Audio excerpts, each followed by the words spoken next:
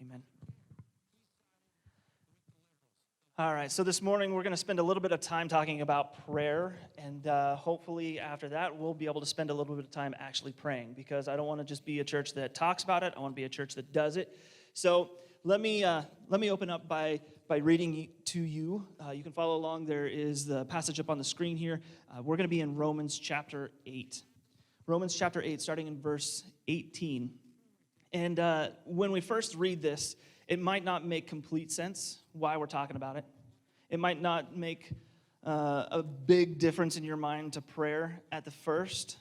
But after we dig into this, I think you might understand why Paul would talk about things like the earth and creation, and then make this jump into talking about prayer.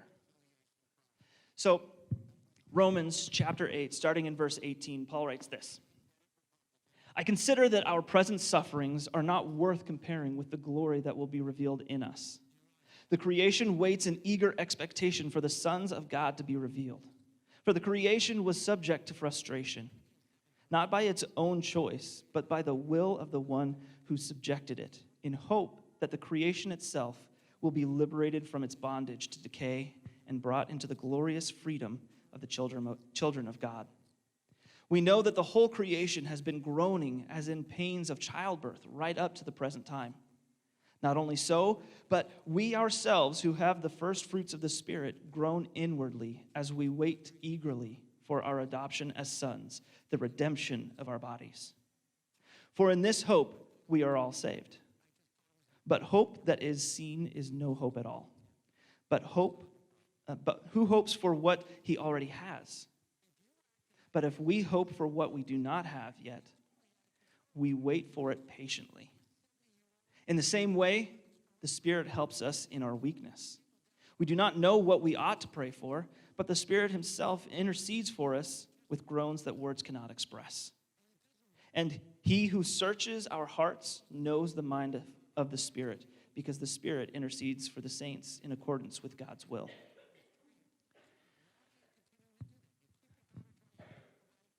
I don't have something brand new for you. I don't have something that is incredibly profound. At least, it may not seem like it at the beginning. But I just want to share some things that I know you all know, some things that I hope you all understand, and we can put them together into a place where it has an impact on our prayer life. And to do that, I just want to give you a small lesson that I know you already know. But let me ask you the question. Let me ask you, where is heaven?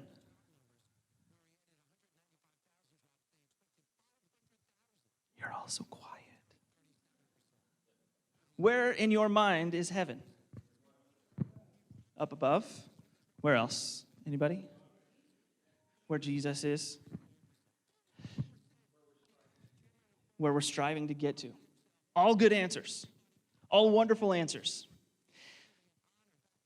Our Western idea, our not just American idea, but the idea of heaven and earth have been shaped and have been molded by a way of thinking that I think we don't even know and understand anymore. To be honest, I don't even think that we have thought about it enough to get why we think this. But typically when we think about heaven and earth, we think that earth is this place down here, and heaven is this place way up here, and somehow we're going to find our way to it when we die, right? Somehow there's this big giant gap between where we exist and where Jesus exists, and when we die, there's a miracle that happens that our spirit can float away to where heaven is. And this idea, this way of thinking about heaven and earth has been brought around by a way of thinking that you may not really realize, but it kind of comes out of the flat earth theory. Like, do any of you, maybe this is not the right place to ask, I don't know, but in all honesty, you guys know what the flat earth theory is, right? That the world is not actually a globe, but it's just this big flat plane. And how many of us actually still really, truly believe that?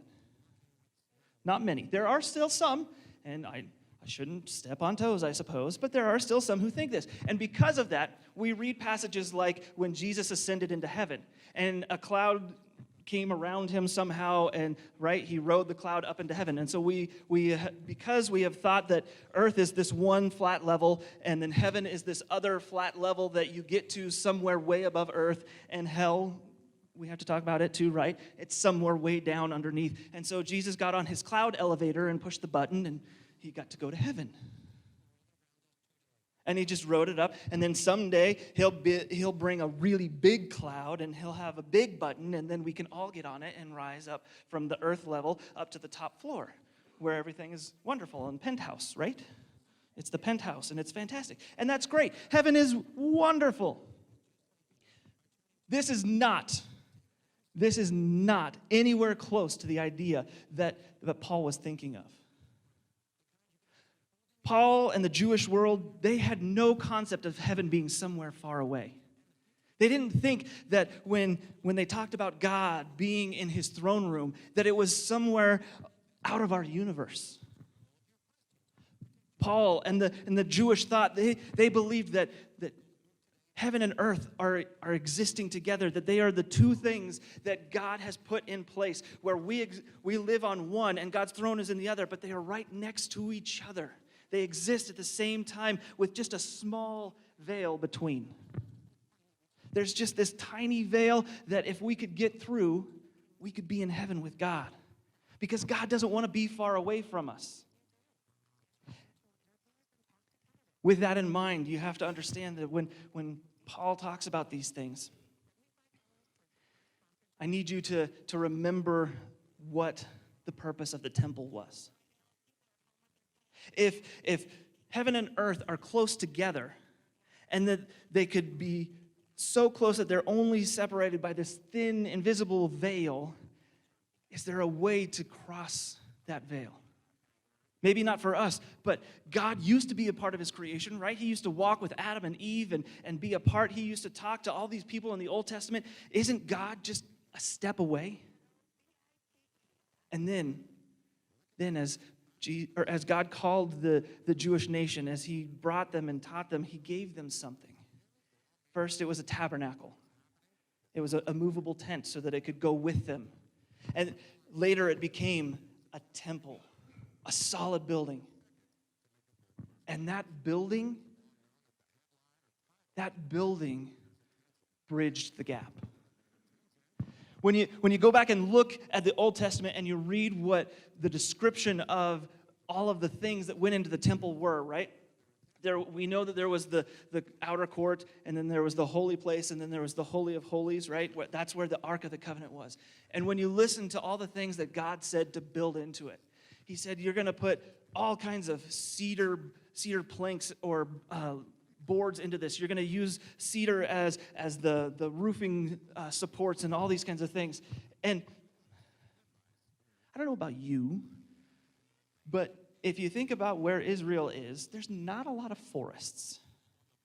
There's not a lot of trees. So they had to bring in all these massive trees from out of the country. And then God said, you're going to put all of these animals on the walls, and you're going to put figs and grapes and olives all over the place. He had them build these two pillars out in the front of the temple. They were so big that he named them. Like, they were so massive that they were something like, 12 feet around? And he named each of them. God named them. And he put different plants and things on the top to illustrate all the good things that God had created. And after God had gone through and put all kinds of purple cloth and all wonderful things inside the temple, he said, now the last step, cover it all in gold. I mean, every single thing inside the temple, it seemed like, was covered in gold.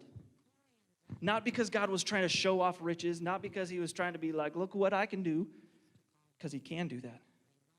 But he wanted them to understand this was the representation. In this one place, this is where heaven and earth come together. This is the place on earth where heaven and earth aren't separated. And that's where he made his throne. That's where God sat.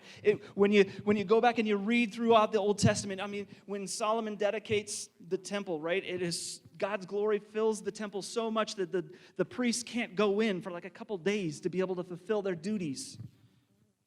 They can't go in and offer sacrifices because there's so much of God in that place. They can't stand it. There is this place, there is this temple where God resides, where he takes his throne of heaven and he puts it on earth. That's the kind of thing that Paul is talking about when he writes this letter to the Romans. Some of them were Jewish Christians, a lot of them weren't, and they didn't maybe necessarily have this idea, this concept that heaven could be on earth, and he needs to help them understand, not necessarily about the temple, but he wants them to understand, look, as God is renewing his creation, this is where all of the first part of this section comes in. Earth is groaning. God's creation is looking forward to being renewed. When Adam and Eve fell, it wasn't just them that had to suffer the consequences of their sin. It was all of God's creation. And God said, I am going to take my creation and I am going to keep it in your responsibility, right? Because he had given that responsibility to Adam and Eve. Here's all my creation. You take care of it. And even in the fall, even in their brokenness, God said, here is my creation. Take care of it. It's broken. But as you are being fixed, fix my creation. And so the earth, Paul says that creation waits in eager expectation for the sons of God to be revealed. In eager expectation for the sons of God to be revealed, so that as we are following after Jesus and being renewed, being restored to God's people, the rest of his creation should be doing the same because of us. And the reason I say that is, one, that idea of heaven and earth coming together, right? The temple was where heaven and earth come together.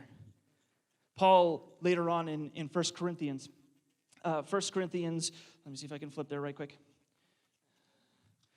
1 Corinthians chapter 6, verse 19, he says, do you not know that your body is a temple of the Holy Spirit, who is in you, whom you have received from God? You are not your own. You were bought at a price. Therefore, honor God with your body. In Romans, later on in those verses, right, it says that the Spirit lives in us and is transforming us. We are God's temple. Let me make that clear. God doesn't need a building anymore.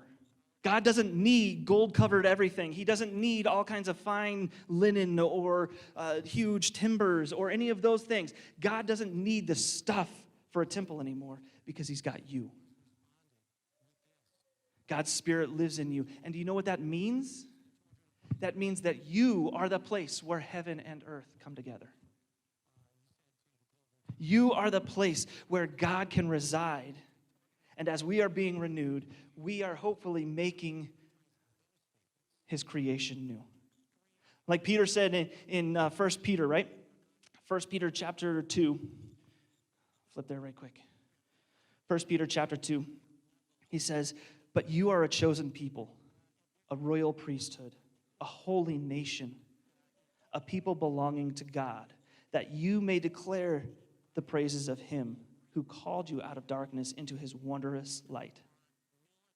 Once you were not a people, but now you are the people of God. Once you had not received mercy, but now you have received mercy. We are the place where God resides. We have been called to be not just the priest, but the temple, the place where God, where his throne room exists on earth. And the importance of that, the thing that Paul calls us to, is that we are to help restore God's creation. And I don't just mean the plants and the trees and the mountains. All those things need to be restored as well, and that's part of our job. But all of God's creation, those broken, hurting people out in the world, we are the place, we are the existence of God on earth. Not that I'm trying to elevate us and make us fantastic. I know we are broken, that we are imperfect. But when God made us co-heirs with Jesus, he gave us that responsibility of being in charge of all of his stuff so that it can be restored, that it can be made whole. He's given us the job of standing in the place between the broken world and God, holding up the brokenness and saying, God, please fix this. As God's temple, we are the place where we can be both in the presence of the broken creation and the perfect God and say, God, this is yours. Help us make it right, because only you can. And that is an overwhelming job. Don't misunderstand. I get that. And I think that's why he added this part about we don't even know how to pray for that. That is a huge responsibility to say that we are trying to help the world be restored. How do you even approach saying something to God about that in prayer? But God says, look, my Spirit lives in you, and my Spirit is helping to pray on your behalf. Guys, we can't be afraid of trying to be there and be in that place for the rest of the world. Whether you think you know what to say or not, whether you think you have the right words, it doesn't matter. The fact that we have been called to stand in that gap and say, God, you are restoring your people. Help us to restore the rest that's broken. So as we spend some time in prayer this morning, I want you to remember that's the point. I know you all know how to pray. I know you all don't have to worry about, when you're praying by yourselves, the right words. I know you all have a lot of knowledge about prayer, but I just want to remind you that as God's temple, you are the one that gets the privilege, honestly, the privilege of standing between the broken world and the perfect God and saying, God, how can we fix this? What would you have me do so that you can fix and restore your creation? So for the next few minutes, I'd like to spend some time in prayer. And the first thing I'd like to do, if you remember back to last week, we were talking about open doors, talking about how we can be actively looking for ways to share the hope that we have with people around us. And so for the next few minutes, if you take a look at the seat backs in front of you, hopefully there's some papers in there. There's like some welcome cards. I would like to encourage you guys. I'll open us up in prayer, and then let there be a few minutes of just silent prayer. Let you guys pray by yourselves. And then I've asked Jim to close this section of prayer for us.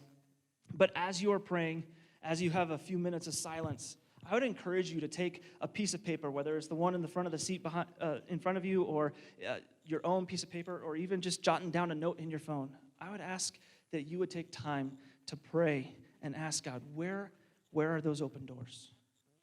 Who are the people that you would have me talking to?